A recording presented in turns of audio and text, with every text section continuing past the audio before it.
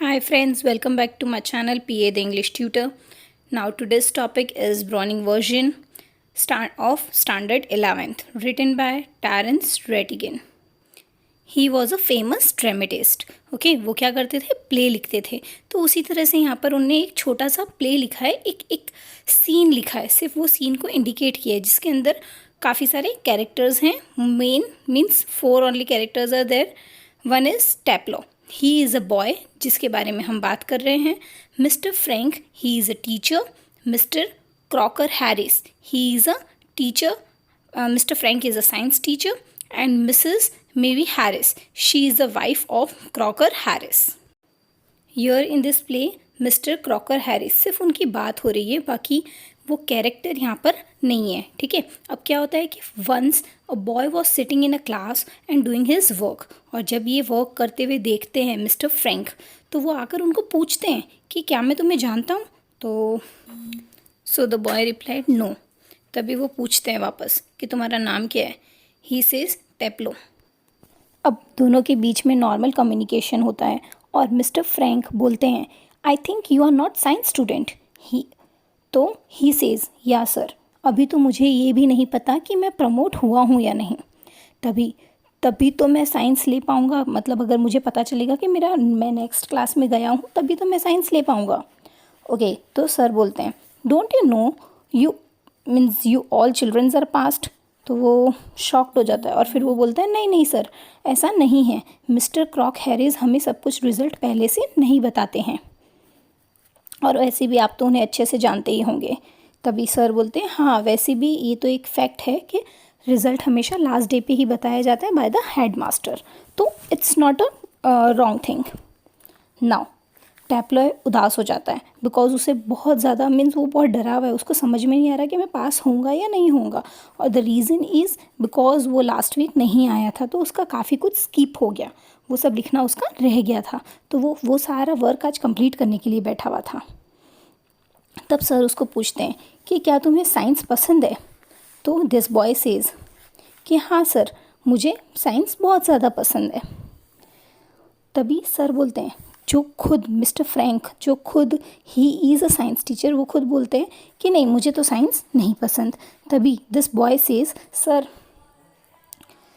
Science ये S chiller से तो अच्छा ही है. क्यों? तो सर बहुत शॉक हो जाते हैं, भाई क्यों, ये क्यों अच्छा नहीं है सब्जेक्ट. तो ही सेज कि नहीं, ये सब्जेक्ट अच्छा है बट इसके फैक्ट्स अच्छे नहीं हैं. इसके अंदर बहुत ज़्यादा डीपली दिया हुआ होता है, बहुत लंबा लंबा होता है.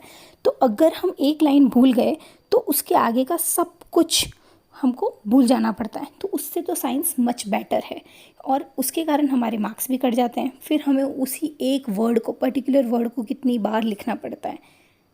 तभी टैप्लॉय बताता है कि सर, मैंने पूछा था मिस्टर क्रॉकर हैरिस को कि सर क्या मैं पास हो गया, बट सर ने मुझे बताया ही नहीं. तो मुझे अभी ये भी नहीं पता, आज मैं भी सब बच्चों के साथ बाहर आराम से गोल्फ खेल रहा होता, लेकिन सर ने मुझे बताया ही नहीं कि मैं पास हुआ हूँ या नहीं.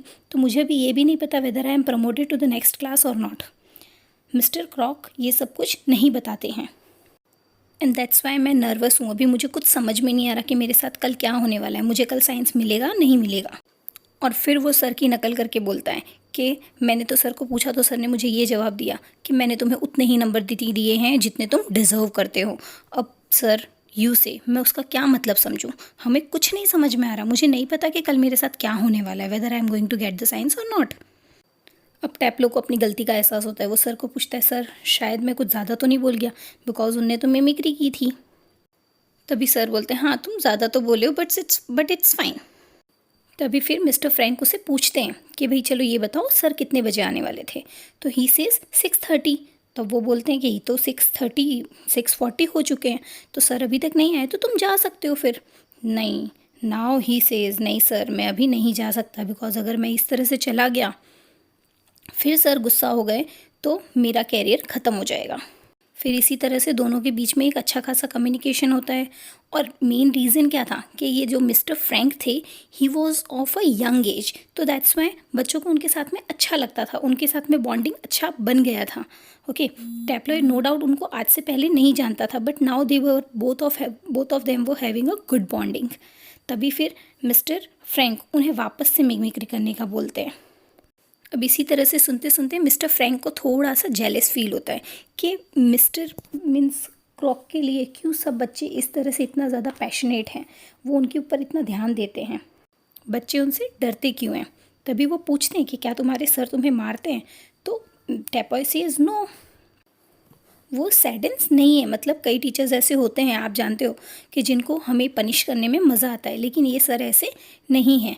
पर पता नहीं क्यों हमें खुद ही को अच्छा लगता है कि जब सर हम लोगों को रेस्पॉन्ड करते हैं। मैं इवन क्लास के अंदर भी कई बार, ये सर का नेचर ऐसा है कि वो क्लास में पढ़ाते पढ़ाते बीच में कुछ मजाक करते हैं, लेकिन उन्हें मजाक करना प्रॉपर नहीं आता, तो बच्चे नहीं समझ पाते और वो लोग नहीं हंसते। तभी फिर मैं हंस लेता हूँ और तब सर मुझे खड़ा करके पूछते हैं कि से तुम्हें ये मजाक का मतलब समझ में आ गया है, बताओ दूसरे बच्चों को भी कि what I was going to say. तो ये सुनकर अच्छा लगता है। That's why we respect our teacher. अब जैसा कि मिस्टर फ्रैंक ने पहले बोला था, तो वो मिमिक्री कर ही रहे होते हैं और इतनी देर में से राइट साइड से एक गेट खुलता है और वहाँ पे कौन आता है, मिसेस माय हैरिस। अब जैसे ही ये टैप्लो और मिस्टर फ्रैंक उन्हें देखते हैं, दोनों शॉक हो जाते हैं और फिर बाद में टैप्लो डर जाता है कि कहीं उनने सुन लिया होगा, तो बिकॉज ये मिसेस हैरिस कौन है, मिस्टर हैरिस की वाइफ, सो दैट्स वाई वो डर जाता है। लेकिन फिर मिस्टर फ्रैंक बोलते हैं नहीं नहीं, उनने नहीं सुना होगा, no need to worry about it. तभी फिर मिसेस हैरिस उनके पास, टैप्लो के पास में आती है, उन्हें पूछती है कि वाई आर यू हियर, क्या मिस्टर क्रॉक ने तुम्हें रुकने के लिए बोला है। तो ही सेज येस। वो बोलती हैं कि मिस्टर क्रॉक को तो आने में देर हो जाएगी, तो तुम घर चले जाओ। द चाइल्ड सेज नहीं मैम, मैं घर नहीं जा सकता, बिकॉज कल मेरा जो भी है रिजल्ट अनाउंस होगा, that's why I can't go like this. लेकिन मिसेस हैरिस उन्हें दया आती है, so that's why she says okay, एक काम कर सकते हैं, ये मिस्टर क्रॉक हैरिस की रिपोर्ट्स हैं, ठीक है, ये प्रिस्क्रिप्शन है, तो आप एक काम करो, तुम बाहर जाकर और ये दवाइयाँ ले आओ, तो तुम्हारा बाहर जाना भी हो जाएगा। एंड सर अगर पूछे तो तुम ये बोल भी सकते हो कि मैं सर के काम से ही गया था, दैट्स वाई वो नाराज़ भी नहीं होंगे तुमसे।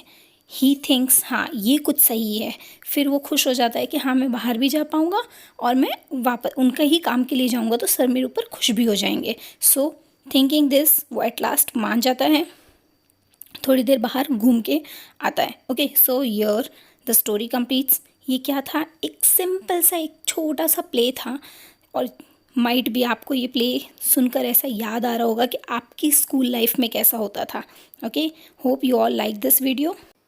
If you're having any doubt, you can ask me in the comment section. Thank you and keep watching.